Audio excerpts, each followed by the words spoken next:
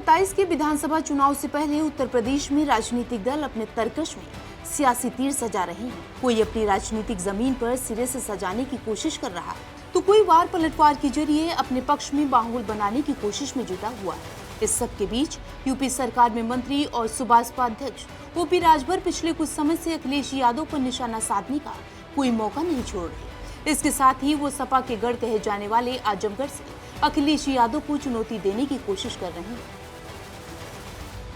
हाल ही में उन्होंने अखिलेश यादव पर सीधा हमला बोलते हुए कहा कि अखिलेश यादव जी को इस बार बोलना चाहिए कि उनके वोटर्स ऐसी हत्या क्यों कर रहे हैं। कहीं मुसलमान मर रहा है तो कहीं यादव मर रहा है। उनके एमवाई पूरे देश में आतंक मचाया जा रहा है। आए दिन इनकी घटनाएं सोशल मीडिया पर वायरल हो रही हैं। इनका पीडीए असफल है। अखिलेश यादव जी को उस पर बोलना चाहिए कि उनके वोटर हैं, उन लोग ऐसी हत्या क्यों कर रहे हैं। कहीं मुसलमान मार रहा है तो कहीं यादव मार रहा है। उनका एमवाई जो फैक्टर है इस समय पूरे प्रदेश में आतंक मचाया हुआ है।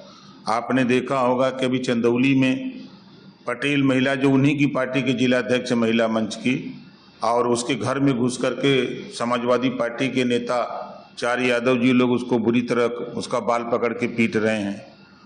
हल्दरपुर में परसों जो है 4 यादव जाकर के राजभर को गोली मार देते हैं, उसकी डेथ हो जाती है। बाराबंकी में राजभर का मुड़िया काट देते हैं। देवरिया में राजकुमार चौहान के दिन में गोली मार करके हत्या कर देते हैं समाजवादी पार्टी के नेता यादव जी लोग। आए दिन इनकी घटनाएं सोशल मीडिया पे खूब वायरल हो रही है।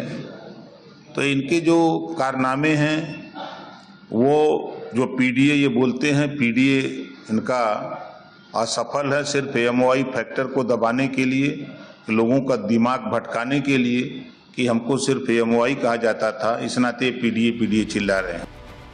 पूर्वांचल में अपनी राजनीतिक ताकत दिखाने के लिए ओपी राजभर बड़ी प्लानिंग कर रहे हैं।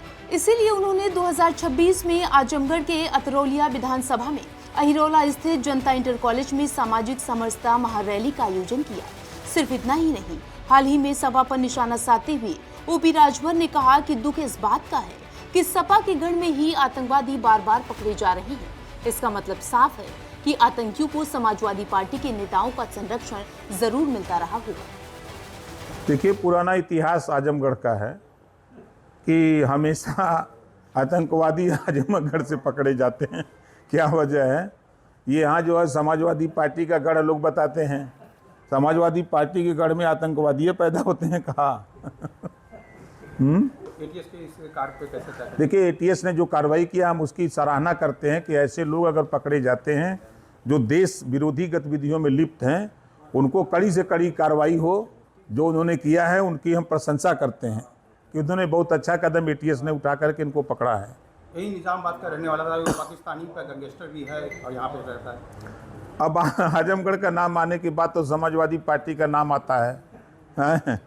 तो समाजवादी पार्टी के लोग यहाँ जो है पनाह देते हैं, उनके जो नेता लोग हैं, तभी ना वो यहाँ रह रहे हैं।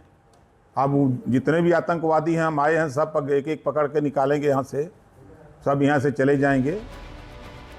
ओपी राजभर बार बार लगातार अखिलेश यादव की पीडीए पर निशाना साधने में नहीं चूक रहे हैं।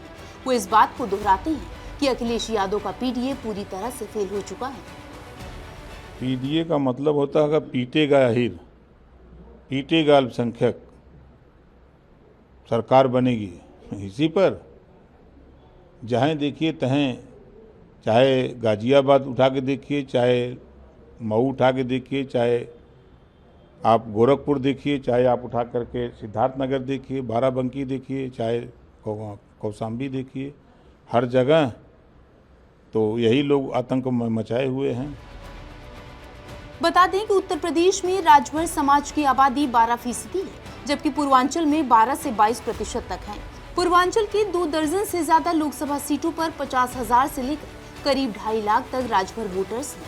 इन सीटों पर राजभर वोटर्स हार और जीत में अहम भूमिका अदा करते हैं। यही कारण है कि ओपी राजभर लगातार पूर्वांचल में राजभर वोटों की राजनीति करते हैं। वहीं विपक्ष भी राजभर वोटों में पैठ बनाने के फिराक में जुटा हुआ है।